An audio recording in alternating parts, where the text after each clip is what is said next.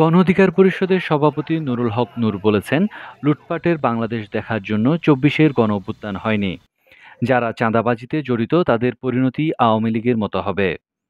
শুক্রবার সন্ধ্যায় চকরিয়া পৌর শহরে জনতা শপিং কমপ্লেক্স চত্বরে আয়োজিত গণসমাবেশে প্রধান অতিথির বক্তব্যে তিনি এই কথা বলেন।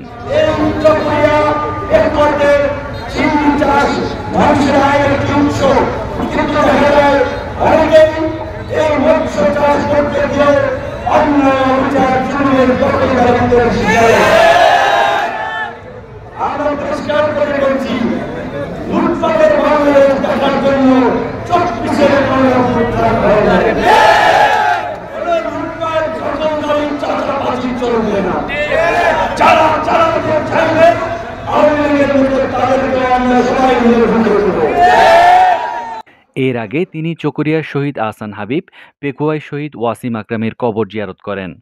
পরবর্তীতে গণসংযোগ শেষে পেকুয়ার চৌমুহনীতে সমাবেশে বক্তব্য রাখেন।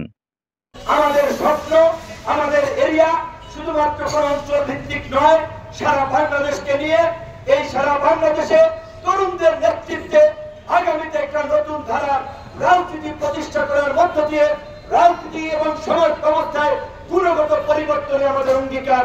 সেই জন্যই আমাদের স্লোগান জনতার অধিকার আমাদের অঙ্গীকার।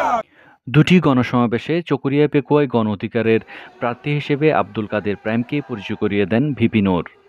আমাদের গণ অধিকার পরিষদের সংসদ সদস্য প্রার্থী পেকুয়া আপনার চকরিয়া থেকে আব্দুল কাদের মিয়া প্রাইম কাদের।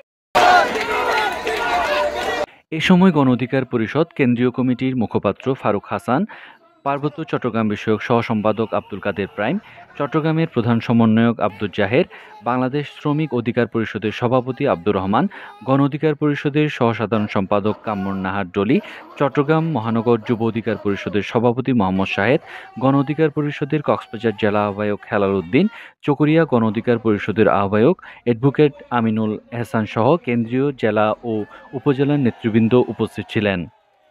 News desk, TTN.